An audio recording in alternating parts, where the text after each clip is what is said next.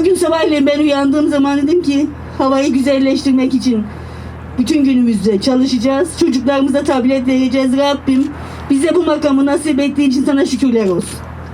Her imkan birer imtihandır. Bu makamı nasıl kullandığımız çok mühimdir. Rabbin rızası için de halkın duası lazım. Ve şunlar bir sonuç.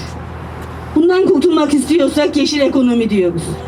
Artık toprağı, suyu ve havayı korumamız lazım ki evlatlarımızı koruyalım. Ekolojide insanı korumamız için havayı, suyu, toprağı korumamız lazım. Şehir kirletiyor. Ulaşım kirletiyor. Sanayi kirletiyor. O yüzden kirleten bütün etkileri bir taraftan azaltacak çevre projelerini güçlendiriyoruz. Bir taraftan da yeşil şehirler, huzurlu nesiller diyoruz. Şehrimiz olan Gaziantep şehri çok değerli bir şehirdir. Çok sevgi dolu, huzur dolu, mutluluk dolu. Her gelenin huzuru bulduğu, mutluluk bulduğu, aşk bulduğu, iş bulduğu bir şehirdir.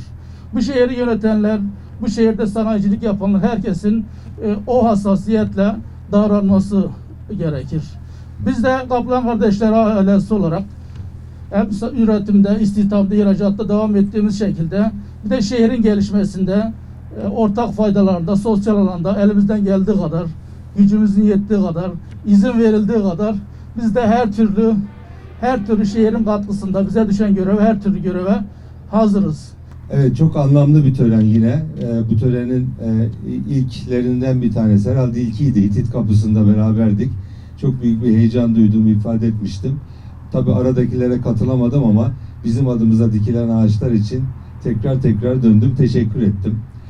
Sağ olun, var olun, ellerinize sağlık. Gerçekten tabii şehrin etrafına dikilen ormanlar, ağaçlar çok değerli ama şehir içerisinde böyle küçük bölgelere büyük ağaçlar dikmek, şehri yeşillendirmek açısından çok anlamlı. Gaziantep Valiliğimize ve Büyükşehir Belediye Başkanlığımıza bu yeşile verdikleri, Yeşil Şehir, Huzurlu Şehir kampanyasına verdikleri destek için teşekkür ediyor. Bugün dikilen bu ağaçların inşallah Gaziantep'i daha güzel, daha yeşil bir noktaya getireceğine inancımla hepinizi saygıyla, sevgiyle selamlıyorum. Fatma Bakanımıza teşekkür ediyorum. Orman Genel Müdürlüğü'ne milletvekillerimizle birlikte gittiğimizde Gaziantep'te kimle konuşursak konuşalım herkes tabii olarak daha yeşil olsun, daha çok ağaç olsun istiyor ama bununla ilgili bir şey yapmak gerekiyor. Orman Genel Müdürlüğü dışarıdaki arazilerin tamamını ağaçlandıracak. Ağaçlandırmaya uygun olanları. Mülkiyet problemi bulunmayanları. Burada belediyelerimiz de büyükşehir başta olmak üzere ilçe belediyelerimiz kendilerine ait yeşil alan olarak görülen yerlerde daha boylu, tabiri caizse zamanı satın alan ağaçlar dikiyorlar. Bu ağaçların oluşması 10 yıl, 15 yıl bir zaman kazandırılıyor. Değerli arkadaşlar, 27 milyon ağaç kampanyasının içerisinde bulunmaktan onur ve gurur duyduk. Çok teşekkür ederiz emeği geçenlere. Kıymetli başkanıma çok teşekkür ediyorum. Bundan önce dedim ki şehri gözün gibi yapacağız, gözünün rengi gibi yapacağız.